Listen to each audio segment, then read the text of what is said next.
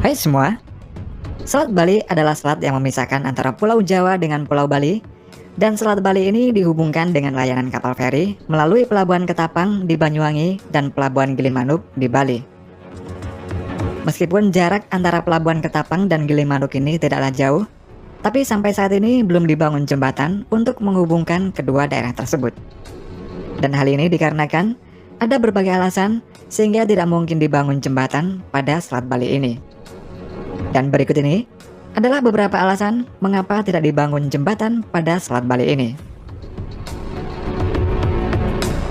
Daya tarik pulau yang dikenal dengan sebutan Seribu Pura ini tidak hanya pada keindahan panorama alamnya saja, tetapi berbagai budaya, seni, dan tradisi yang dimiliki oleh Bali. Masyarakatnya juga bisa menjadi contoh karena begitu kuat dalam mempertahankan eksistensi dan jati dirinya dari berbagai gempuran budaya luar, terutama pengaruh budaya asing, termasuk juga perkembangan teknologi yang bisa mempengaruhi pola pikir masyarakatnya. Pulau yang dipisahkan oleh Selat Bali ini hingga saat ini belum dibangun jembatan. Meski sama-sama dipisahkan dengan laut, namun di Selat Madura sudah dibangun jembatan Suramadu yang menghubungkan antara Pulau Jawa dengan Pulau Madura. Selat Madura dan Selat Bali memiliki jarak pemisah yang panjangnya hampir sama, yakni sekitar 5 km saja. Dan lalu lintas penyeberangan pada Selat Bali ini lebih padat jika dibandingkan dengan Selat Madura. Namun hingga kini untuk menyeberang dari Pelabuhan Ketapang menuju Pelabuhan Gilimanuk masih menggunakan kapal feri dengan waktu tempuh sekitar 30-45 menit. Sebenarnya pembangunan jembatan Selat Bali ini telah digagas sejak lama oleh Profesor Dr. Insinyur Sudiatmo almarhum yang terkenal akan penemuan pondasi cakar ayamnya yang mendunia. Pada tahun 1960, beliau memiliki konsep yang bernama Trinusa Bima Sakti. Trinusa Bima Sakti ini memiliki makna yang merujuk terbukanya akses yang menjadi penghubung antara 3 pulau, yakni Pulau Sumatera, Pulau Jawa, dan Pulau Bali. Gagasan jembatan Selat Bali ini sangat penting untuk ekonomi Jawa Bali dan membuat orang-orang yang bepergian akan jauh lebih cepat serta lebih aman.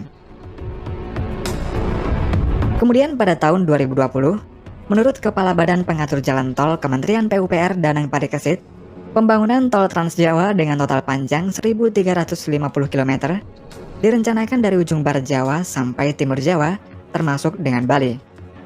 Dan nantinya akan ada tol melingkari Pulau Bali, yang dimulai dari tol Gilimanuk sampai Tabanan, yang akan terhubung dengan jaringan tol Trans Jawa. Namun proyek tersebut menuai penolakan dari masyarakat Bali.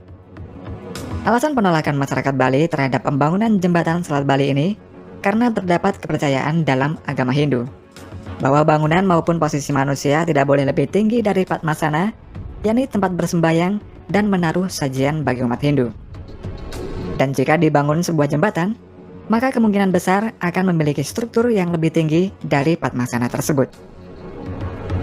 Hal ini juga pernah terjadi pada proyek pembangunan jalan tol Bali Mandara. Jalan tol di atas laut ini awal rencananya tidak dibangun di atas laut, namun dibangun melayang di darat. Kemudian dikarenakan adanya budaya di Bali yang tidak mengizinkan ada sebuah bangunan dengan ketinggian melebihi pura, yakni maksimal 15 meter, sehingga pada akhirnya proyek ini dibangun membentang di atas laut. Pada tahun 2020, Gubernur Bali, Wayan Koster, juga menegaskan tidak akan ada pembangunan jalan tol atau jembatan yang menghubungkan Pulau Jawa dengan Bali. Dan yang ada hanyalah tol dari Jakarta sampai Jawa Timur, serta konektivitas antara Pulau Jawa dan Bali ini hanya akan melalui pelabuhan dan akan tetap beroperasi seperti biasa dengan kapal feri. Yang menjadi prioritas di Bali saat ini adalah tol Gilimanuk Mengwi. Proyek tol terpanjang di Bali ini akan memangkas waktu tempuh pelabuhan Gilimanuk ke kota Denpasar, Badung, Gianyar, dan Tabanan yang awalnya 6 jam menjadi hanya 2 jam saja. Selain itu juga adanya kepercayaan umat Hindu di Bali mengenai cerita seorang Brahmana sakti dan berbudi luhur, yaitu Empu Sidimantra, yang menyebutkan bahwa Pulau Jawa dan Bali ini tidak boleh disambungkan. Dan bila disambung, maka akan terjadi malapetaka buat warga Bali. Alasan penolakan lainnya adalah karena mengantisipasi kepadatan penduduk dan meningkatnya tindak kriminalitas. Masyarakat Bali juga percaya kalau Bali dengan Jawa ini memang sejak awal sudah dibuat sedemikian rupa terpisah satu sama lain, di mana laut yang membatasi Pulau Bali ini merupakan salah satu filter sehingga hal-hal negatif dan pengaruh buruk dari luar Bali tidak masuk ke dalam Bali.